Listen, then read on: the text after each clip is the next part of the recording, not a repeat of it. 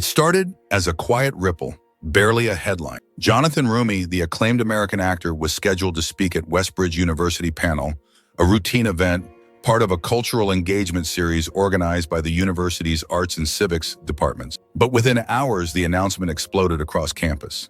Social media lit up with outrage. An actor known for his faith-based roles on our stage. He stands against everything this school believes in. We can't normalize his voice. By the following morning, posters reading, "Protest Dogma, Reject Roumie," were taped across dorm walls and lecture halls. A student-run podcast host called him the embodiment of outdated traditions with a charismatic screen presence. The dean, caught between freedom of speech and student fury, released a cautious statement. Westbridge does not endorse any speaker's personal views. We believe in dialogue, even when it's difficult. Jonathan saw the noise. He read the tweets, and still he confirmed, "I'll be there." Backstage, the atmosphere was tense. A small, velvet-curtained room served as his green room. His blazer, a muted emerald tone, was freshly pressed. His silver-crossed necklace rested just above the lapel. An assistant checked the mic. The student liaison, a nervously smiling senior named Dana, avoided eye contact. "There's been some pushback," Dana mumbled. Jonathan nodded calm. "Let them push." Inside the auditorium, over 300 students packed the seats. The wall buzzed with murmurs. Faculty lined the back rows like silent referees. Protest signs dotted the aisles. A large banner draped above the crowd read, "Our campus, our voice." When the host finally announced his name, a wave of hissing rose before he even stepped out. "Please welcome acclaimed actor Jonathan Roumie." Booing scattered jeers. One student stood with arms crossed, shouting, "Why is he even here?" Jonathan stepped into the light slowly, his steps measured against the polished wood. He stopped center stage, smiled slightly, and waited. The silver cross at his neck gleamed. He didn't look shaken, only focused. The host leaned towards his mic, apologetic. "Mr. Roumie, you may begin." Jonathan surveyed the crowd for a long second and then said with surprising warmth, "I was told I might not be welcome here. So first, thank you for still showing up even when you disagree with me." There was no applause, only silence. But he had started. Jonathan let the silence breathe for a moment longer, not rushing to fill it. He didn't need approval. He needed control, and control wasn't taken with volume. It was taken with precision. He stepped slightly forward, his voice even. "I didn't come here to convert anyone. I came here to speak. If you disagree with me, I respect that. But I ask one thing in return. Respect me enough to listen before you judge." That ironically drew laughter from a few in the back rows. Sharp, dismissive laughter. One student near the aisle stood up, voice loud. "Easy for you to say when you're on stage with a mic. You represent dogma, Mr. Roumie. You project division. We've read the headlines." Jonathan turned to him gently. "And I've lived the consequences of those headlines being wrong." He sat slowly, not defeated, but wary. Jonathan took a breath. "I've been called an anachronism, a promoter of archaic beliefs, a one-note actor. Not because people listen to what I believe or the stories I try to tell, but because they assume they already knew. Maybe some of you have already made that decision about me." A few nods, some scoffs. "I'm not here to debate with labels," he continued. "I'm here to talk about ideas. Freedom of thought, freedom of speech, the kind of civil discourse that used to define universities like this one." That hit harder than he expected.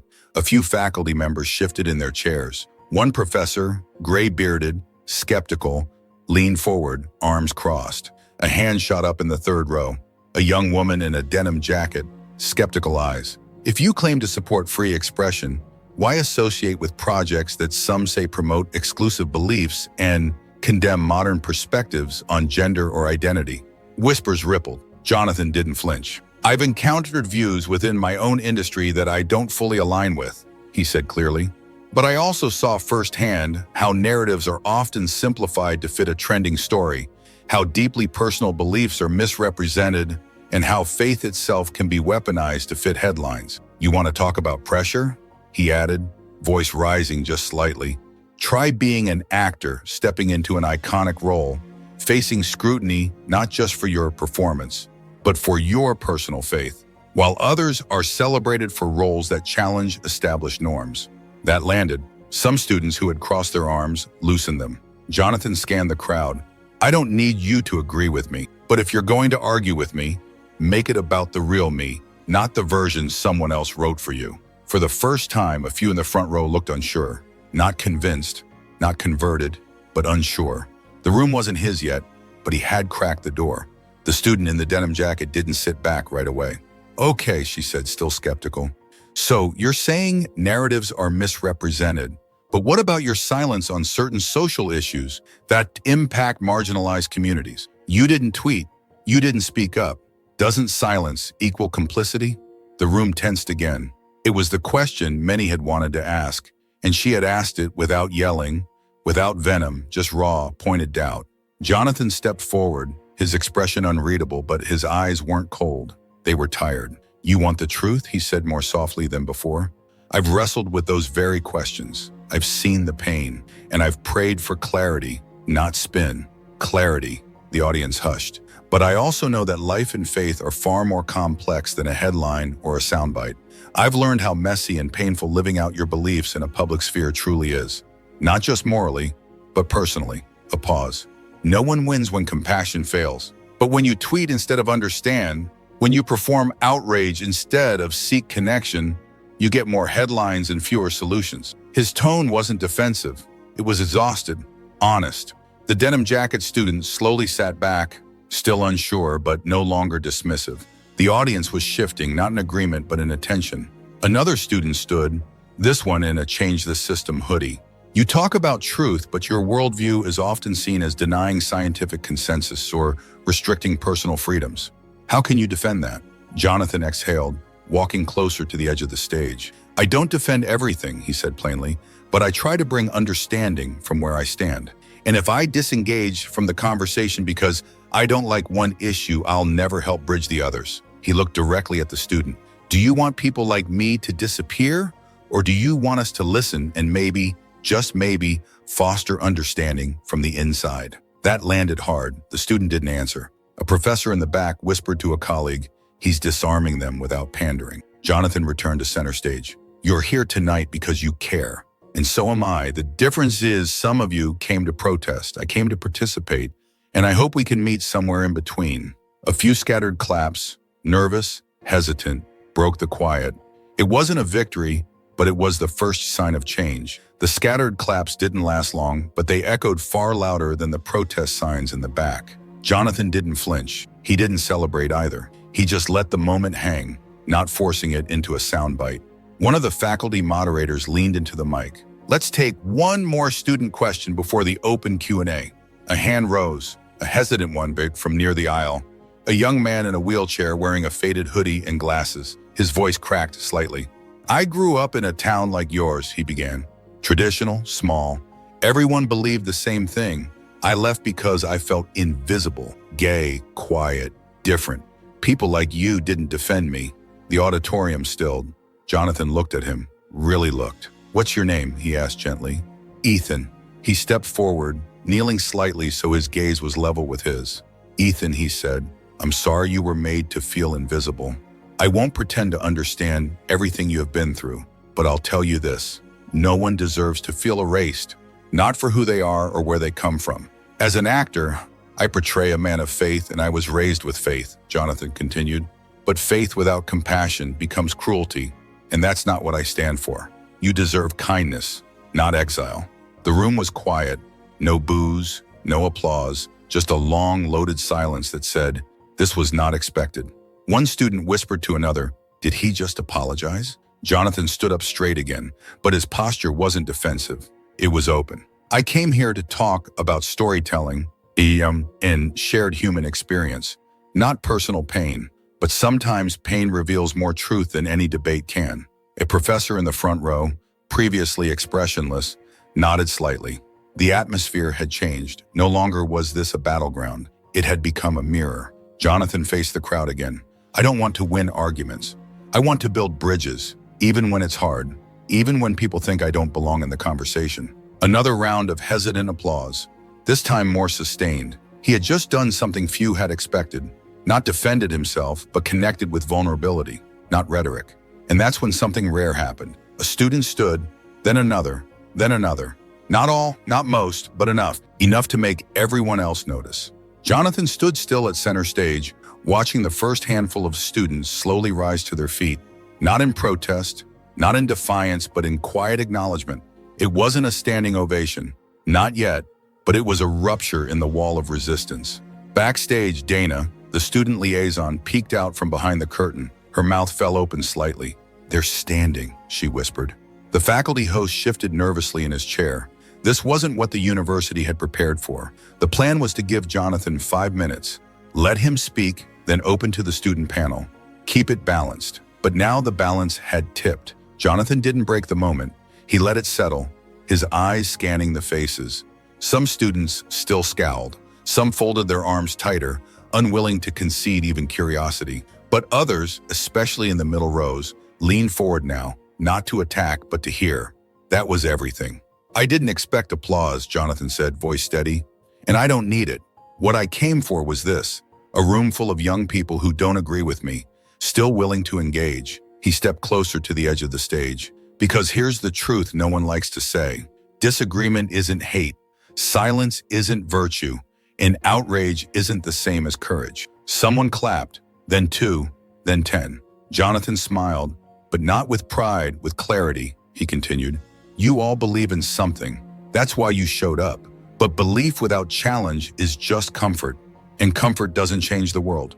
The clapping grew louder, not unanimous but undeniable. He turned slightly toward the professors. "You teach students to think. That means inviting voices you don't like. That means tolerating perspectives that make you uncomfortable. That's the price of a truly open society." The older professor in the front row finally cracked a smile, a small one, but it was there. Jonathan looked back to the crowd. "I may never change your mind, and that's okay. But if I can change your assumption that someone like me, an actor who tells stories of faith, is unworthy of being heard, then tonight mattered." In the back, a protest sign slipped from a student's hand, not thrown, just let go. And for the first time, there was no yelling, no boos, no tension humming in the rafters, just something new. Respect. The kind you earn, not demand. Jonathan took a slow breath. He had spent the last 20 minutes not persuading, but proving, not with statistics or slogans, but with stillness, precision, and something no one had expected from him, humility. One of the student moderators leaned into his mic. "Mr. Roumie, would you be willing to take another question?" Jonathan nodded. "Only if it's honest." A murmur of laughter rippled, soft but real.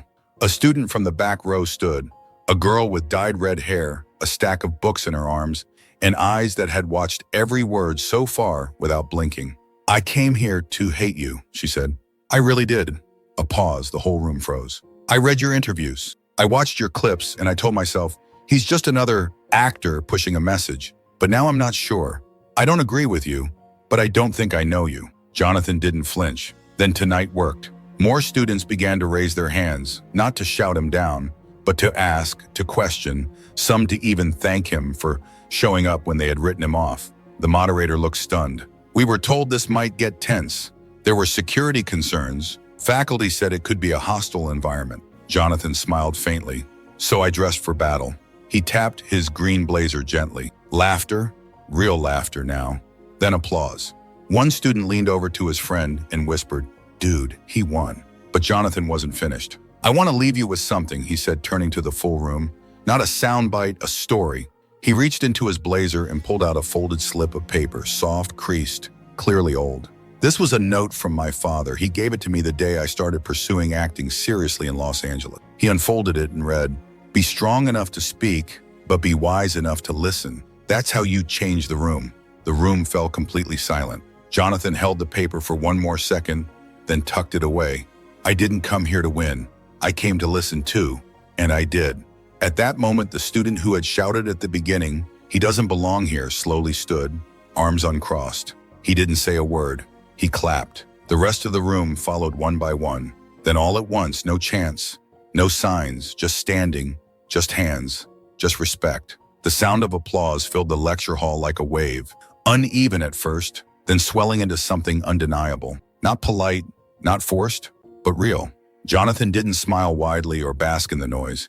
He simply nodded once, gracious, steady, and stepped back from the edge of the stage. A professor near the back leaned over to another and whispered, "I've never seen anything like this." The moderator cleared his throat, caught between protocol and awe. "Mr. Roumie, would you stay for the full panel?"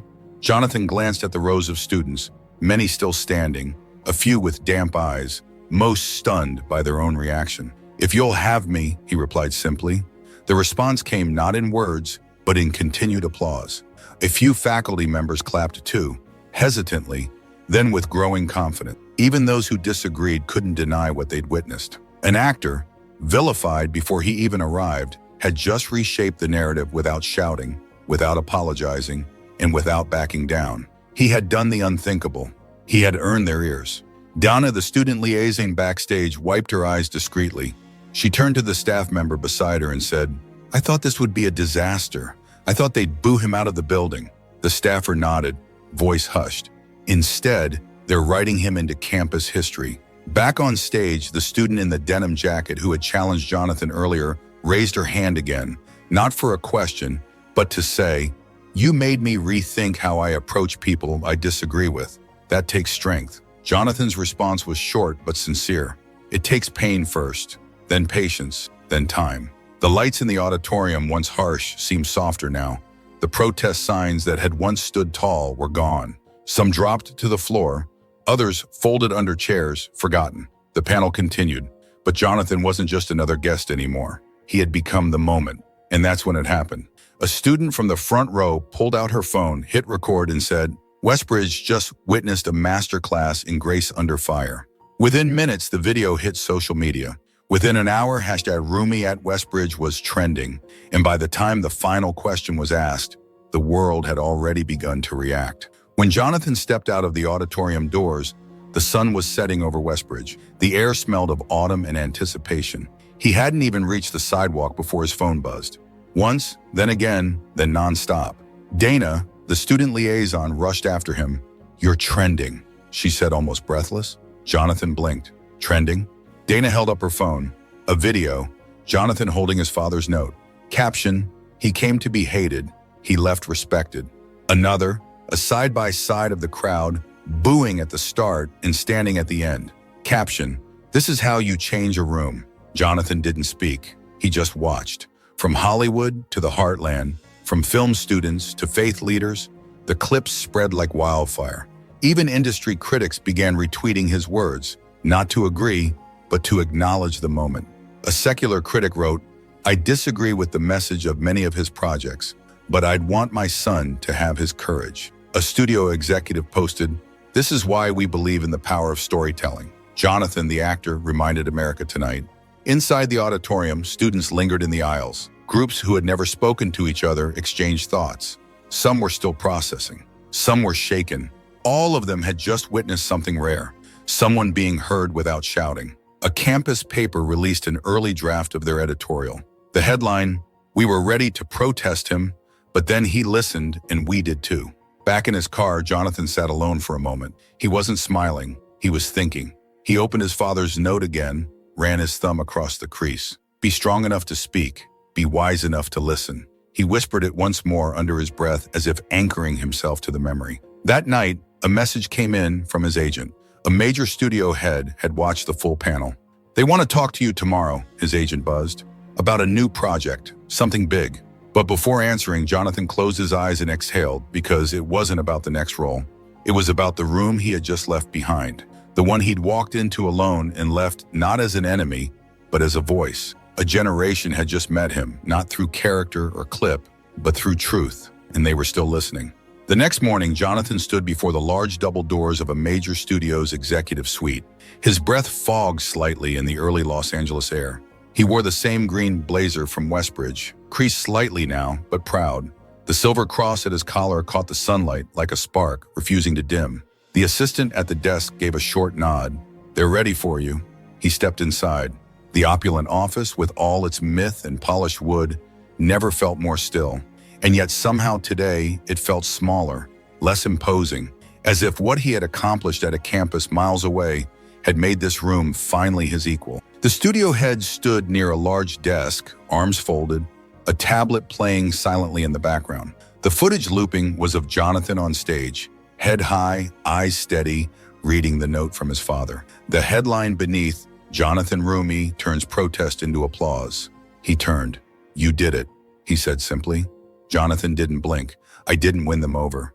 I just made them listen." "That's more dangerous," the studio head replied with a smirk.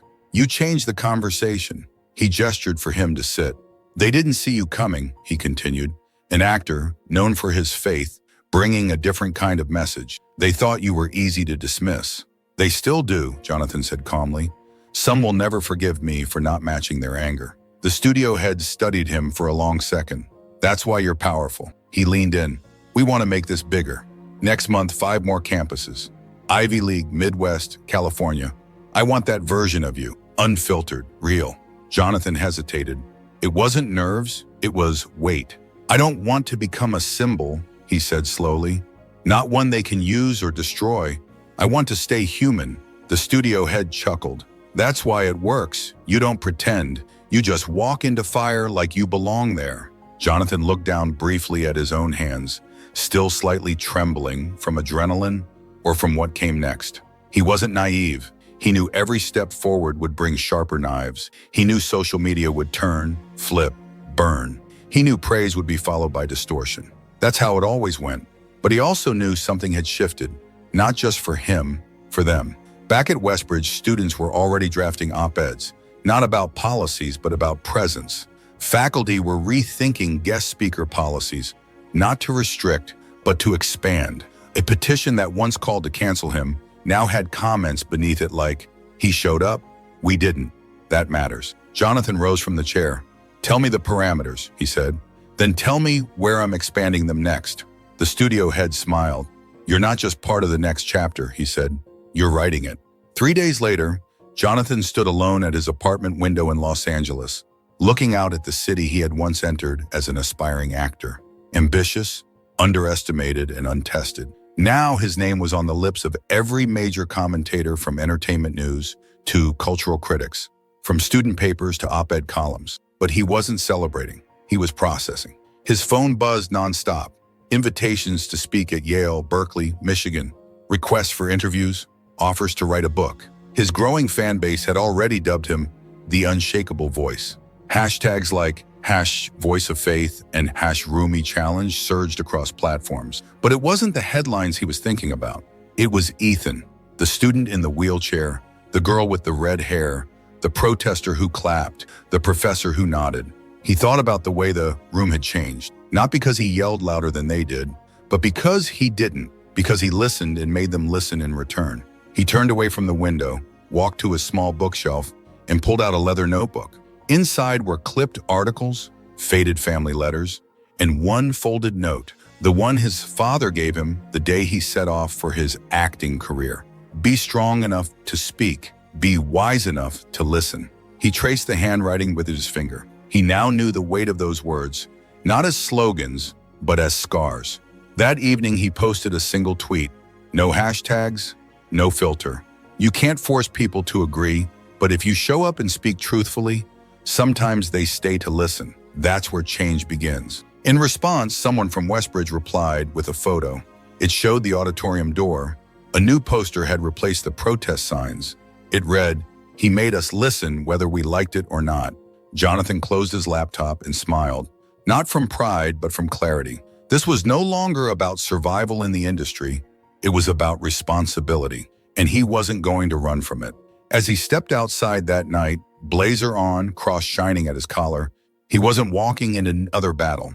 He was walking into the future. And for the first time, he wasn't just an actor playing a role or a headline or a target. He was a voice, and the country was still listening. In a world where voices are often silenced before they're heard, Jonathan Roumie, the American actor, did something extraordinary. He walked straight into a room that didn't want him and left it standing in respect. This wasn't just a story about entertainment. It was a story about courage, about listening when you're being shouted at, about speaking when the world wants you silent, and about choosing grace when others expect fury. What happened at Westbridge University wasn't a speech. It was a turning point. Because sometimes all it takes to change the room is to stay in it long enough. Thank you for watching. And if this story moved you, inspired you, or challenged the way you think, don't forget to subscribe, because this is just one chapter in a movement that's only getting started.